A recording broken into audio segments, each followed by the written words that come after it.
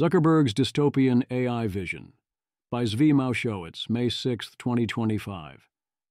You think it's bad now? Oh, you have no idea. In his talks with Ben Thompson and Dwarkesh Patel, Zuckerberg lays out his vision for our AI future. I thank him for his candor. I'm still kind of boggled that he said all of it out loud. We will start with the situation now.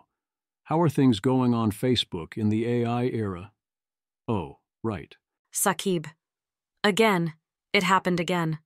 Opened Facebook and I saw this. I looked at the comments and they're just unsuspecting boomers congratulating the fake AI gen couple. Image AI generated then and now pictures of a couple. Deepfakes. You think those are real boomers in the comments? This continues to be 100% Zuckerberg's fault and 100% an intentional decision. The algorithm knows full well what kind of post this is. It still floods people with them, especially if you click even once. If they wanted to stop it, they easily could. There's also the rather insane and deeply embarrassing AI bot accounts they have tried out on Facebook and Instagram. Compared to his vision of the future, you ain't seen nothing yet.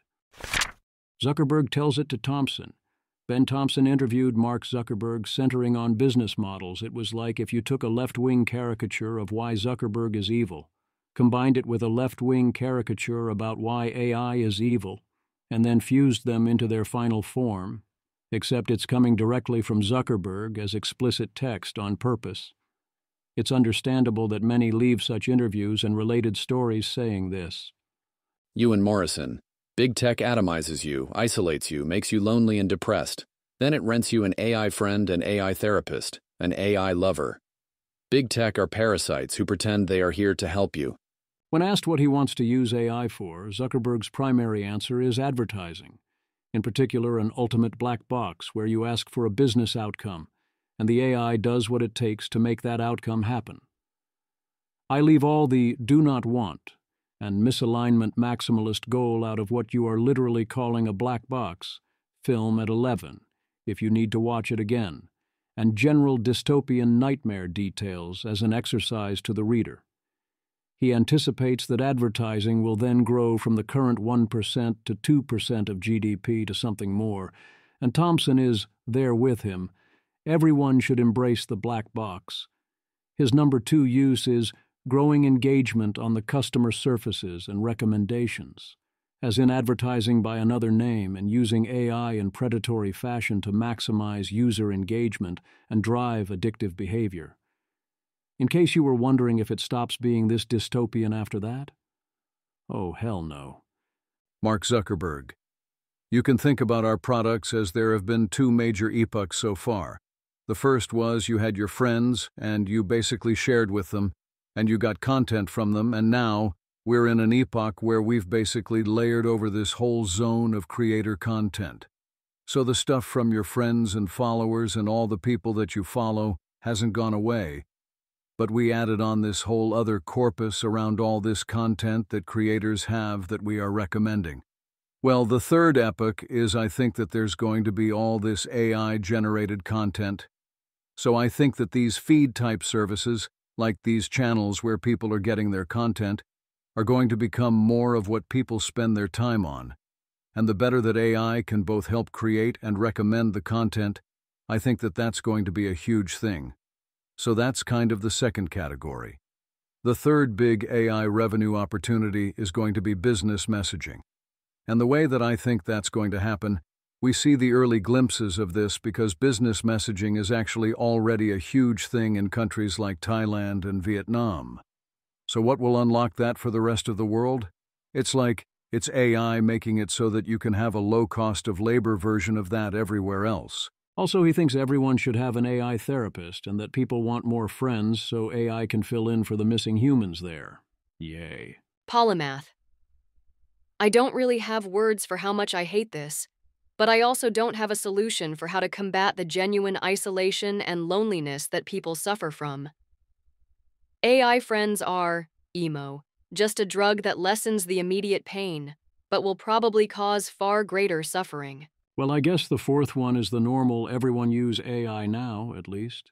Mark Zuckerberg. And then the fourth is all the more novel, just AI first thing. So like Meta AI. He's still defending Llama 4. He also blames Llama 4's terrible reception on user error in setup, and says they now offer an API so people have a baseline implementation to point to, and says essentially, well, of course we built a version of Llama 4 specifically to score well on Arena. That only shows off how easy it is to steer it. It's good, actually. Neither of them, of course, even bothers to mention any downside risks or costs of open models. Big Meta is watching you. The killer app of Meta AI is that it will know all about all your activity on Facebook and Instagram and use it against, scratch that for you, and also let you essentially talk to the algorithm, which I do admit is kind of interesting, but I noticed Zuckerberg didn't mention an option to tell it to alter the algorithm, and Thompson didn't ask. There is one area where I like where his head is at. Mark Zuckerberg. I think one of the things that I'm really focused on is how can you make it so AI can help you be a better friend to your friends? And there's a lot of stuff about the people who I care about that I don't remember. I could be more thoughtful. There are all these issues where it's like, I don't make plans until the last minute. And then it's like, I don't know who's around and I don't want to bug people, or whatever. An AI that has good context about what's going on with the people you care about is going to be able to help you out with this. That is not how I would implement this kind of feature, and indeed the more details you read, the more Zuckerberg seems determined to do even the right thing in the most dystopian way possible. But as long as it's fully opt-in, if not wowie moment of the week, then at least we're trying it all. Zuckerberg tells it to Patel. Also interviewing Mark Zuckerberg is Dwarkesh Patel. There was good content here. Zuckerberg in many ways continues to be remarkably candid, but it wasn't as dense or hard-hitting as many of Patel's other interviews. One key difference between the interviews is that when Zuckerberg lays out his dystopian vision, you get the sense that Thompson is for it, whereas Patel is trying to express that maybe we should be concerned. Another is that Patel notices that there might be more important things going on, whereas to Thompson nothing could be more important than enhancing ad markets. 1. When asked what changed since Llama 3, Zuckerberg leads off with the personalization loop. 2. Zuckerberg still claims Llama 4 Scout and Maverick are top-notch. Okie dokie. 3. He doubles down on open source will become most used this year, and that this year has been great news for open models. Okie dokie. 4. His heart's clearly not in claiming it's a good model, sir. His heart is in it being a good model for Meta's particular commercial purposes and product value as per people's revealed preferences. That's the modes he talked about with Thompson. 5. He's very explicit about this. OpenAI and Anthropic are going for AGI and a world of abundance, with Anthropic focused on coding and OpenAI towards reasoning. Meta wants fast, cheap, personalized, easy to interact with all day. And if you add what he said to Thompson, to optimize feeds and recommendations for engagement, and to sell ads, it's all for their own purposes. 6. He says Meta is specifically creating AI tools to write their own code for internal use, but I don't understand what makes that different from a general AI coder, or why they think their version is going to be better than using Claude or Gemini. This feels like some combination of paranoia and bluff. 7. Thus, Meta seems to at this point be using the open model approach as a recruiting or marketing tactic. I don't know what else it's actually doing for them. 8. As Dwarkesh notes, Zuckerberg is basically buying the case for superintelligence and the intelligence explosion, then ignoring it to form an ordinary business plan, and of course to continue to have their safety plan be LOL we're Meta and release all their weights. 9. I notice I am confused why their tests need hundreds of thousands or millions of people to be statistically significant. Impacts must be very small, and also their statistical techniques they're using don't seem great, but also it is telling that his first thought of experiments to run with AI are being run on his users. 10. In general, Zuckerberg seems to be thinking he's running an ordinary dystopian tech company doing ordinary dystopian things, except he thinks they're not dystopian, which is why he talks about them so plainly and clearly. While other companies do other ordinary things, and has put all the intelligence explosion-related high weirdness totally out of his mind or minimized it to specific use cases, even though he intellectually knows that isn't right. 11. He, CEO of Meta, says people use what is valuable to them and people are smart and know what is valuable in their lives, and when you think otherwise, you're usually wrong. Cue the laugh track. 12. First named use case is talking through difficult conversations they need to have. I do think that's actually a good use case candidate, but also easy to pervert. 13. The friend quote, "The average American only has 3 friends, but has demand for meaningfully more, something like 15. They want more connection than they have." His core prediction is that AI connection will be a complement to human connection rather than a substitute. A. I tentatively agree with Zuckerberg if and only if the AIs in question are engineered, by the developer, user, or both, depending on context, to be complements rather than substitutes. You can make it one way. B. However, when I see Meta's plans, it seems they are steering it the other way. 14. Zuckerberg is making a fully general defense of adversarial capitalism and attention predation. If people are choosing to do something, then later we will see why it turned out to be valuable for them and why it adds value to their lives, including virtual therapists and virtual girlfriends. A. But this proves, or implies, far too much as a general argument. It suggests full anarchism and zero consumer protections. It applies to heroin or joining cults or being in abusive relationships or marching off to war and so on. We all know plenty of examples of self-destructive behaviors. Yes, the great classical liberal insight is that mostly you are better off if you let people do what they want, and getting in the way usually backfires. B. If you add AI into the mix, especially AI that moves beyond a mere tool, and you consider highly persuasive AIs and algorithms, asserting whatever the people choose to do must be benefiting them is obvious nonsense. C. I do think virtual therapists have a lot of promise as value adds if done well, and also great danger to do harm if done poorly or maliciously. 15. Dwarkesh points out the danger of technology reward hacking us, and again Zuckerberg just triples down on people know what they want. People wouldn't let there be things constantly competing for their attention, so the future won't be like that, he says. Is this a joke? 16. I do get that the right way to design AI AR glasses is as great glasses that also serve as other things when you need them and don't flood your vision, and that the wise consumer will pay extra to ensure it works that way. But where is this trust in consumers coming from? Has Zuckerberg seen the internet? Has he seen how people use their smartphones? Oh, right, he's largely directly responsible. A. Frankly, the reason I haven't tried Meta's glasses is that Meta makes them. They do sound like a nifty product otherwise, if execution is good. 17. Zuckerberg is a fan of various industrial policies, praising the export controls and calling on America to help build new data centers and related power sources. 18. Zuckerberg asks, would others be doing open models if Meta wasn't doing it?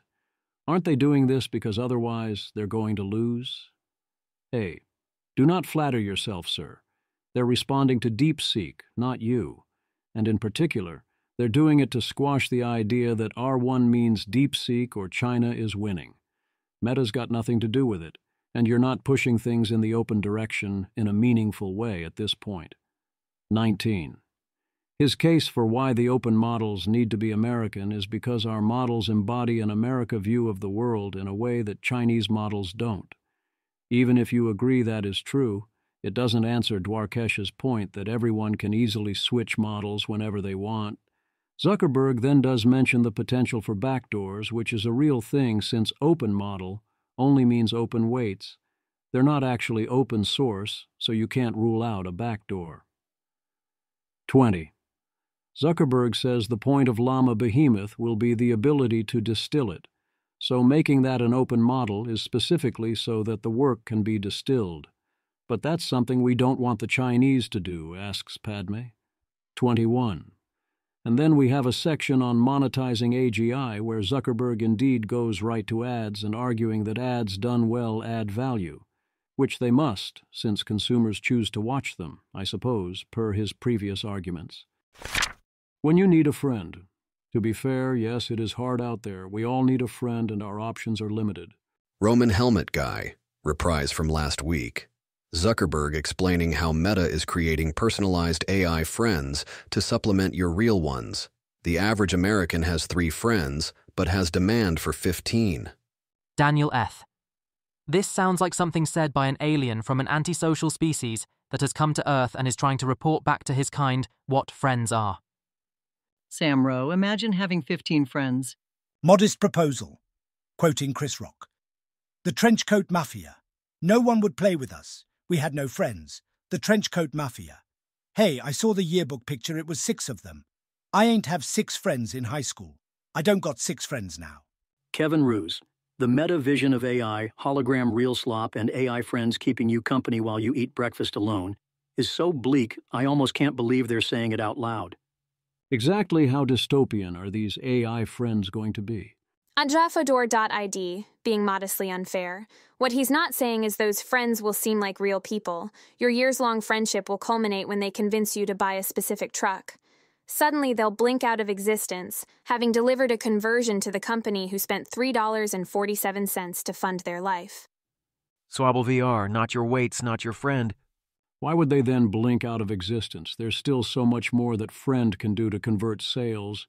And also you want to ensure they stay happy with the truck and give it great reviews and so on.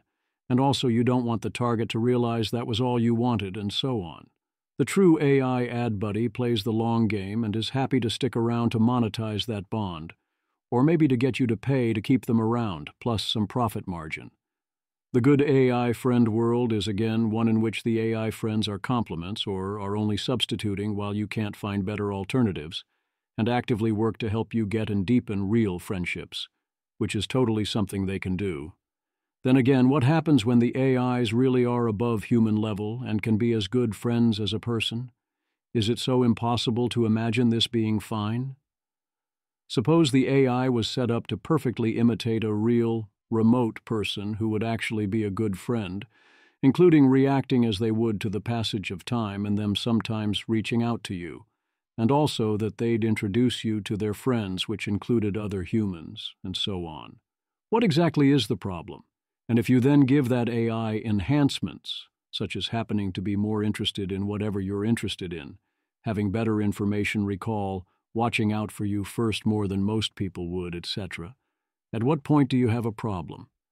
We need to be thinking about these questions now. Perhaps that was all a bit harsh. I do get that in his own way the man is trying. You wouldn't talk about these plans in this way if you realized how the vision would sound to others.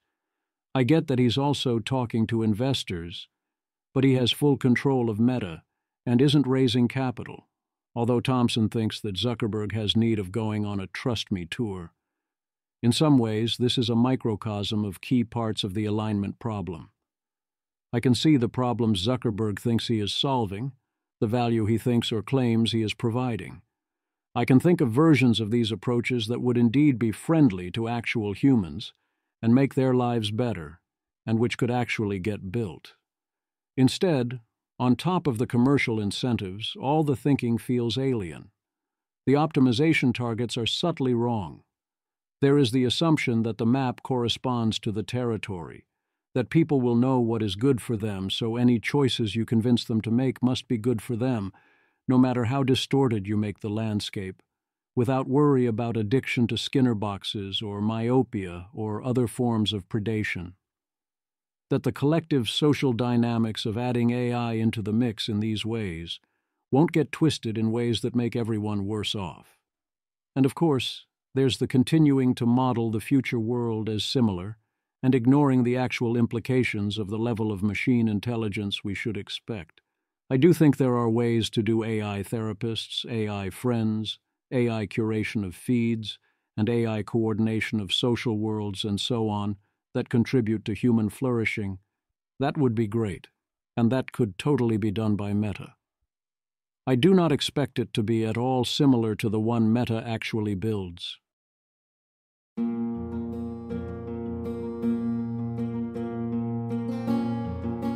This has been an episode of the Don't Worry About the Vase podcast. If you enjoyed this podcast, please visit thezv.substack.com to support the author. If you enjoy having AI-narrated episodes, please note this is a listener-supported podcast. To receive new posts and support the cost of creation, consider becoming a subscriber at dwatvpodcast.substack.com. Thanks for listening.